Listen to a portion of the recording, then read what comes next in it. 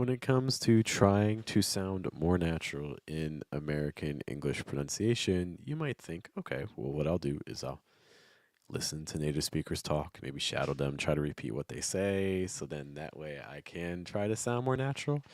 And I'm going to ask you to instead maybe try doing a step that's going to feel very counterintuitive because you think that to improve your listening and to improve your pronunciation, you need to talk, but you also need to hear. But I'm going to propose to you that instead, maybe the first thing we need to start with is just watching, and not just watching, but watching on mute, turning off the volume, not even hearing the voice of the person you're talking to. I will try to explain. Good morning, guys. Good evening. Good afternoon. Welcome to your daily American English pronunciation show, which is Wake Up American. We are here Monday through Friday, usually around the hours of 7 to 8 a.m. New York. Today's a little bit different, but to make sure that you can get in your 5 to 10 minutes of pronunciation practice for today, because that's what it takes. If you're serious about it, you got to show up for yourself. I try to show up for you. Good morning, guys. My name is Jeff. Everyone's a breath. That is one of the four keys to a natural sound in American English, including placement, pitch, breath.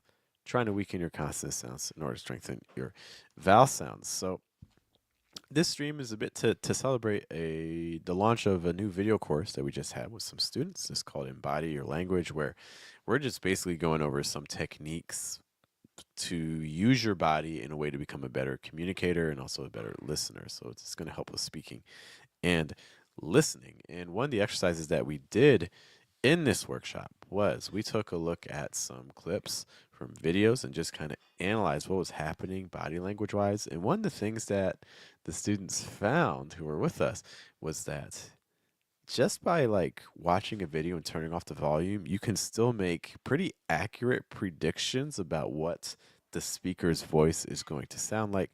Today, we're going to be taking a look at an example clip that we used during the workshop and to kind of walk you through what we did. So let's first of all just kind of play one of the clips that we used during our workshop. Take a look at this.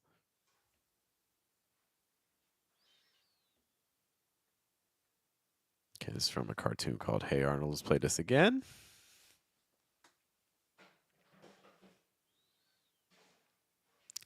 All right, before we get too deep into things, let's just literally talk about what do we see these characters doing with their bodies? What is physically happening? We'll start with the first character. So we see the girl. What does she do? She crosses her arms. I want to make sure my shoulders stay down enough because there's a difference between doing this and having the shoulders down, right? There's a difference in that. Having the shoulders up is a lot more defensive posturing, a little bit more nervous. She has her shoulders down as she's doing that. The other thing that she's doing, let's see what she's doing with her face. Okay, what is she doing with her eyebrows? She's doing with her eyebrows, she's furrowing her eyebrows. You can see her eyebrow just drops. Okay, so these are body language signs that to me suggest anger or frustration, more negative emotion leaning, right? Okay, so if we have to think about all of those positions that she's doing with her body, my question for you is how do you think her voice is going to sound?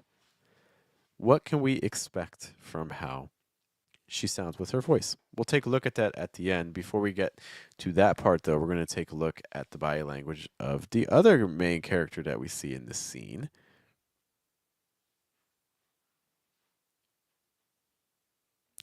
All right, so I see with this three distinct movements. See if you can catch these same three movements as well. Okay.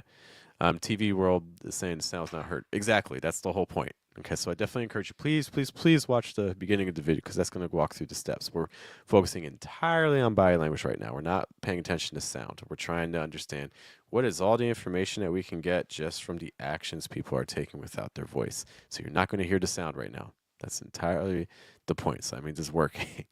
um, so we just kind of talked about what her body language is.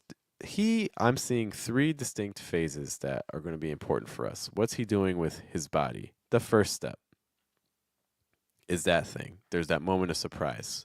You can see when he first starts off, kind of has that little head tilt, right? So starts off with that head tilt. Okay. Mr. Me asking, am I from the USA? Yep. I'm originally from Philadelphia on the East Coast of the US. So he starts off with that little head tilt. Then what does he do after the head tilt? His head tilt right there.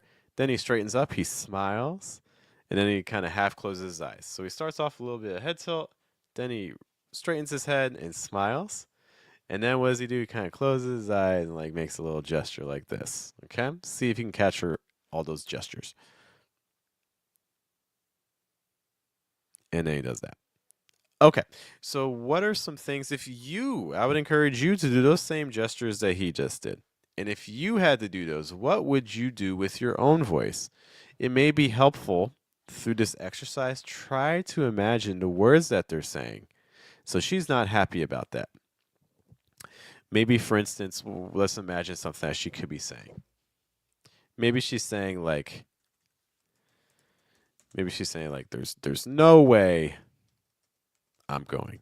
And when you do this exercise, it doesn't really matter the specific words. It's more about the tone and things like that. We're trying to capture the emotions. So I would encourage you to take a TV show, turn off the volume, make a script based off of the body language and things that you see, and then try to say the lines yourself that you just wrote, seeing if you can capture that same emotion that you're seeing visually.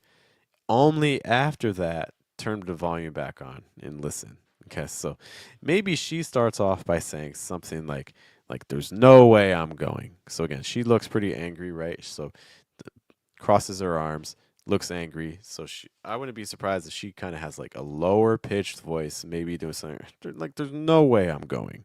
Something like that. So I'm expecting things to be a little bit lower. Maybe one word gets stressed and then everything else kind of moving quickly. That's kind of what I'm expecting from the clip.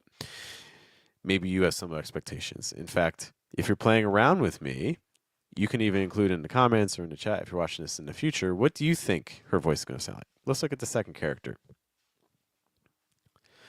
Okay, so that first part where he has that head tilt and his eyes are wide, he's not smiling. He maybe is a little bit surprised. So those are some things that come across to me. So something I might expect to happen in that scene, I might expect his voice to go up to show surprise. So maybe he's saying something like, maybe he repeats what she's saying.